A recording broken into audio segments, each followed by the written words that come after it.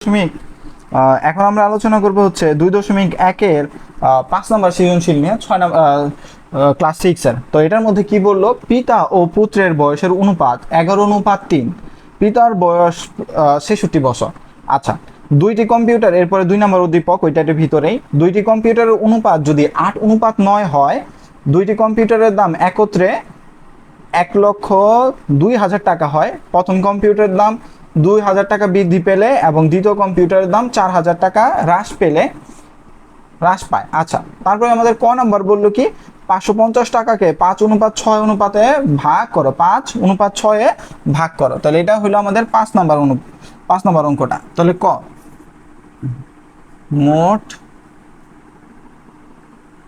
মোট টাকা দেওয়া আছে আমাদের এখানে, মোট টাকা দেওয়া আছে হলো 550। অনুপাত, এখন অনুপাত দেওয়া আছে হচ্ছে আমাদের কত, অনুপাত দেওয়া আছে 5:6। এখন অনুপাতের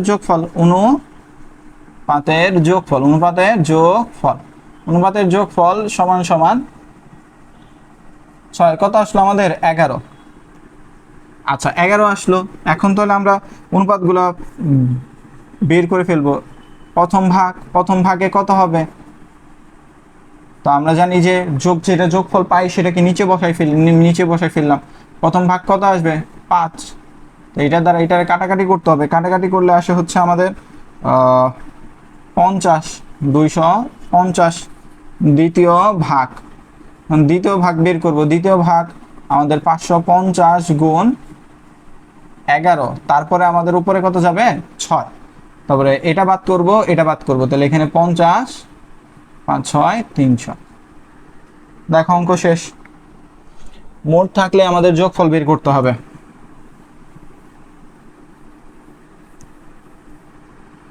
খ নাম্বার বললো হচ্ছে যে 1 নংয়ের আলোকে 6 বছর পর পিতা ও পুত্রের বয়সের অনুপাত এত হবে, দেখাইতে বলছে। তাহলে 6 বছর পরেরটা চিন্তা না করে আমরা বর্তমানে চিন্তা করি। বর্তমানে তাদের বয়সটা বের করব, তারপরে আমরা 6 বছরের পরেরটা বের করব। চলো, তাহলে এখানে আমরা লিখি খ লিখি। এখানে দেওয়া আছে, লিখে ফেলি। দেওয়া আছে কি? দেওয়া আছে পিতার বয়স দেওয়া আছে কত আমাদের এখানে একটু খেয়াল রাখি। পিতার বয়স দেওয়া আছে কত? 66 বছর। পিতার বয়স কত দেওয়া আছে? 66 বছর। আচ্ছা, 66 বছর দেওয়া আছে আমাদের। এখন তারপরে কি দেওয়া আছে? পিতা ও পুত্রের বয়সের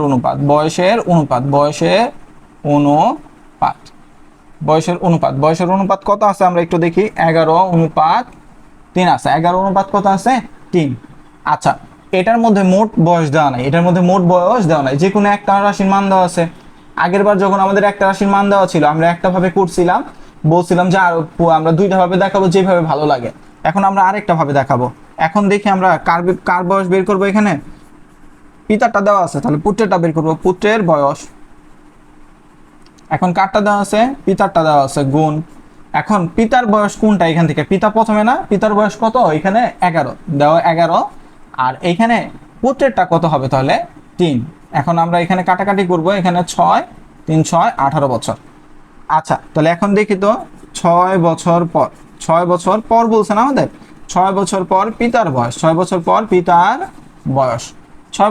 পিতার বয়স 66 যোগ আমাদের কত হবে তাহলে? 6 সমান কত আসলো? 72 বছর। আর 6 বছর পর পুত্রের বয়স 6 বছর পর পুত্রের বয়স 18 যোগ 6, 24 বছর। এখন আমাদের বললো এটার অনুপাত বের করতে। এখন অনুপাত কত বের করতে বলছে? 3:1। দেখি তো, 6 বছর পর পিতা ও পুত্রের বয়সের অনুপাত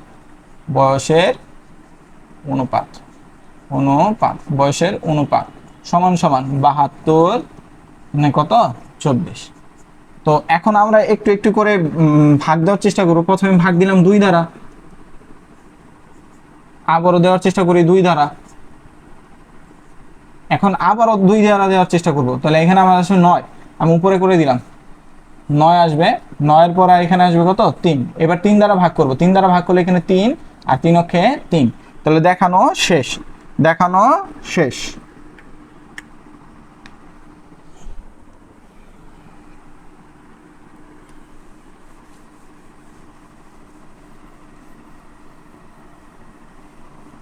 আচ্ছা, এখন বললো হচ্ছে আমাদের কি বললো, এখন বললো হচ্ছে গ নাম্বার, গ নাম্বারে বললো আহ, 2 নং এর আলোকে নতুন দামের অনুপাত কত ও এবং কি ধরনের অনুপাত। আমাদের প্রথমে ওইগুলোর দাম বের করতে হবে, তারপর আমাদের চিন্তা করতে হবে এটা কি ধরনের অনুপাত। চলো তো দেখি আমরা এখন। তো গ দেওয়া আছে, লেখা যাক কি কি দেওয়া আছে ওই উদ্দীপকটার মধ্যে আমরা দেখে নিই।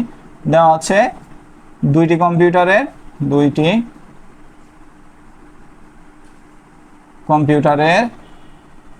মোট দাম, দুইটি কম্পিউটারের মোট দাম, দুইটি কম্পিউটারের মোট দাম দেওয়া আছে কত, আমাদের মোট দাম দেওয়া আছে হচ্ছে 8, অনুপাত তো না, দাম দেওয়া আছে, দাম দেওয়া আছে হচ্ছে আমাদের কত, কই গেল, 1,02,000 টাকা। আচ্ছা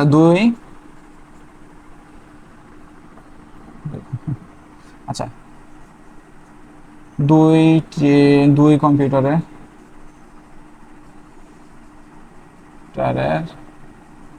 দামের বা মূল্যের অনুপাত,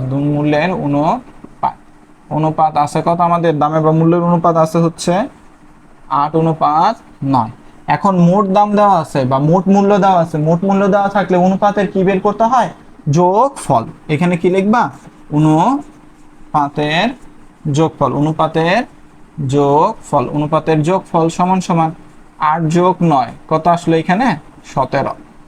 আচ্ছা, তাহলে এখন আমরা বের করব একম কম্পিউটারের দাম, মানে প্রথম কম্পিউটারের দাম সমান সমান, তাহলে আমরা মোট টাকাটা নিলাম, মোট টাকা নেওয়ার পর এখন আমাদের এখানে মোট টাকা নেওয়ার পর ভাগ দিব কত দ্বারা, ভাগ দিব এই যোগফল দ্বারা।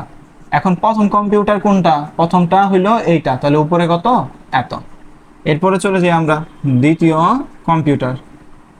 কম্পিউটার একই রকম ভাবে বের করতে হবে আমাদের, এই যে তো নিচে যাবে 17 আর উপরে কত যাবে, এবার আমাদের যাবে 9। আচ্ছা, এখন দেখি আমাদের এখানে মোট টাকাটা কত আসে ভাগ করলে। এটা আসে 48,000 টাকা আর এখানে আসে 54,000 টাকা। নাও প্রথম অংশটুকু শেষ আমাদের এইটার, এটা দেখো বুঝছো কিনা, তারপরের অংশে চলে যাবে। এখন আমরা খালি রাখবো, যেমন রাখবো যে 48,000 আর কত 54,000। কেন,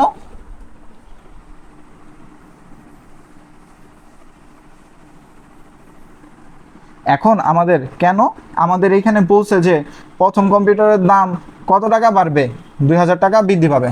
তারপর আমরা লিখবো 2,000 টাকা বৃদ্ধি পেলে একম কম্পিউটারের দাম আগে ছিল কত 48,000, এখন যোগ কয় হাজার হয়েছে আমাদের, বাড়ছে 2,000, মোট কত হাজার হইল 50,000। এবার দ্বিতীয় কম্পিউটারের দ্বারা দেখবো, দ্বিতীয় কম্পিউটার মান কত টাকা কমবে, 14,000 টাকা হ্রাস, হ্রাস মানে কি কমা, হ্রাস পেলে দ্বিতীয় কম্পিউটারের দাম আমরা একটু খেয়াল রাখি। এখানে দ্বিতীয় কম্পিউটারের দাম প্রথমে বের হয়েছিল কত 54,000 বিয়োগ 4,000 কত আসলো 50,000। আচ্ছা, এখন একম কম্পিউটার ও দ্বিতীয় কম্পিউটারের কি বের করবো আমরা, কম্পিউটারের অনুপাত 50,000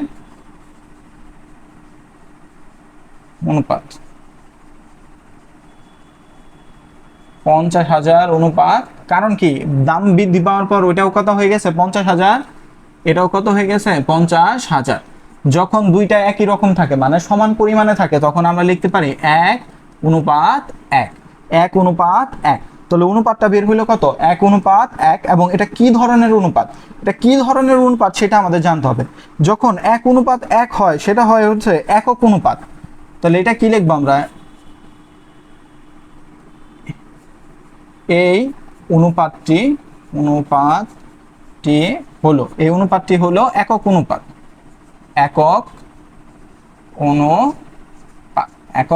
অনুপাত। নাও এটা শেষ। এখন পরের অঙ্কটা 6 নম্বর অঙ্ক। 2 জন শ্রমিক 5:7 অনুপাতে পারিশ্রমিক পায়। তারা 75 কেজি ওজনের একটি মিশ্রণ তৈরি করে, যেখানে বালি ও সিমেন্টের পরিমাণ 2:1 ছিল। তো এখানে দুইটা আলাদা আলাদা জিনিসের কথা বলছে, যে শ্রমিকের পারিশ্রমিকের কথা আলাদা করে বলছে, আর বলছে যে তারা একটা মানে আমাদের যে বালি টালি বানায় না বিল্ডিং করার জন্য, ওরকম একটা মিশ্রণ বানায়। মিশ্রণের মোট পরিমাণ দেওয়া আছে কত, 75 কেজি, এবং এটার মধ্যে মিশ্রণের বালি এবং সিমেন্টের অনুপাত আছে 2:1, 2:1। আচ্ছা, তাহলে এখন প্রথমটা বললো পারিশ্রমিকের অনুপাত ও মিশ্রণের অনুপাত মিশ্র অনুপাতে ব্যস্ত অনুপাত করো।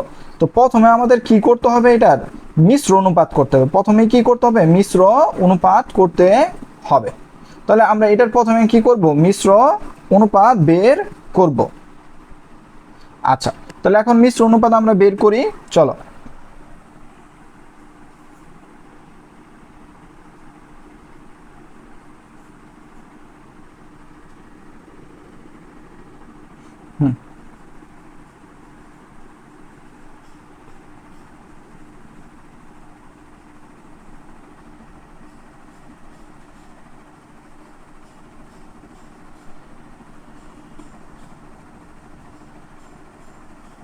এখন পরিশ্রমিকের অনুপাত ও মিশ্রণের অনুপাতের আমাদের কি করতে হবে, পূর্ব রাশি গুণ, পূর্ব রাশি গুলোর গুণফল। এখন পূর্ব রাশি এখানে কত কত আছে, 5 আর কত আছে 2।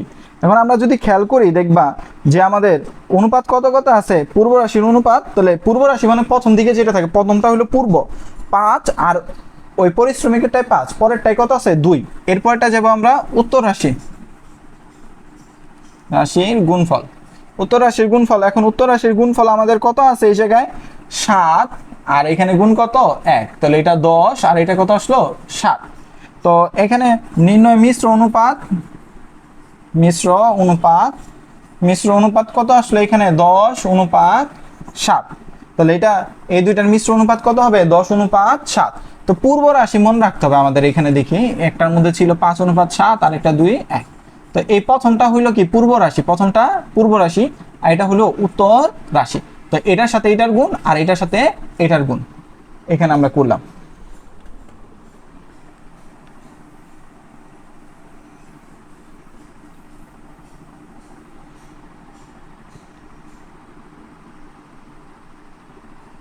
তো এরপরে আমাদের চাচ্ছ হচ্ছে যে এখান থেকে আমরা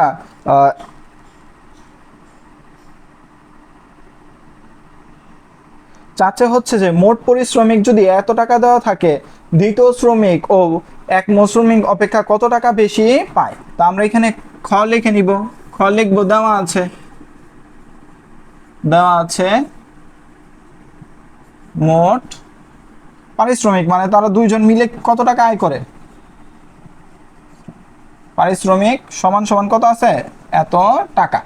আচ্ছা, এখন আমরা কি লিখবো, যে দুইজনের শ্রমের অনুপাত, দুইজনের শ্রমিকের পারিশ্রমিক অনুপাত, দুইজনের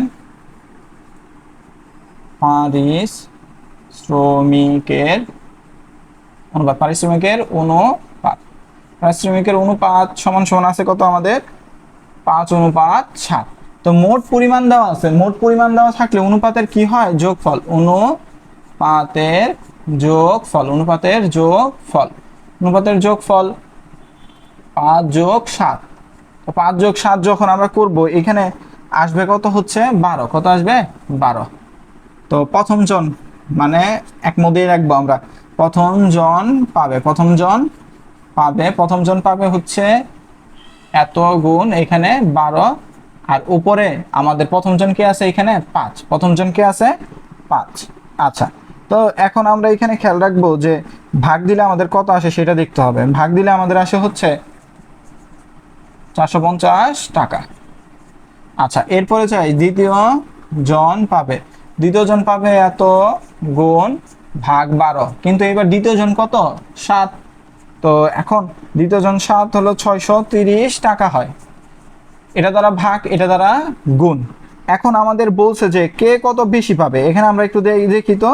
দ্বিতীয় শ্রমিক কে বেশি পায়, দ্বিতীয় শ্রমিক বেশি পায়, বেশি পায় সমান সমান 630 বিয়োগ 450, বিয়োগ করলে আসে কত আমাদের 180 টাকা।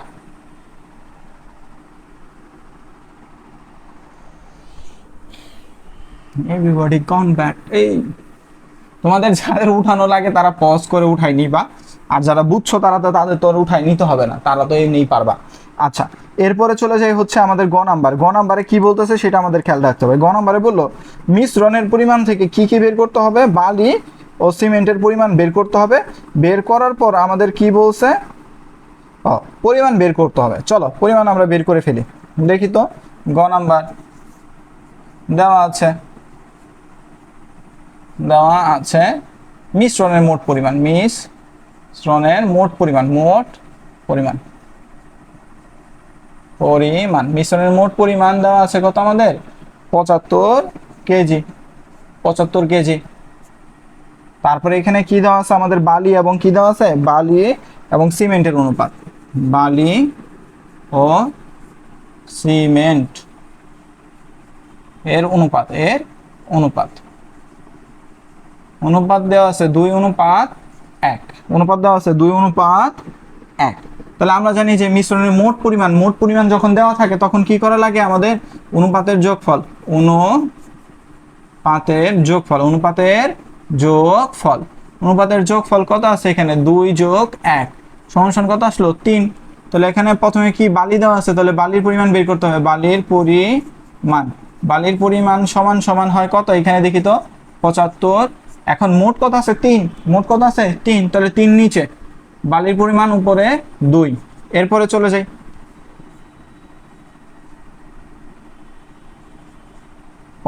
এর 50 কেজি হবে। সিমেন্টের পরিমাণ, সিমেন্টের পরিমাণ 75 গুণ 3 আর উপরে কত হবে 1, তাহলে 25 কেজি। সিমেন্টের পরিমাণ কত দাঁড়ালো 25 কেজি। যাদের উঠানো দরকার মাঝখানে পজ করে তোমরা উঠাই নিবা, আমি অনেক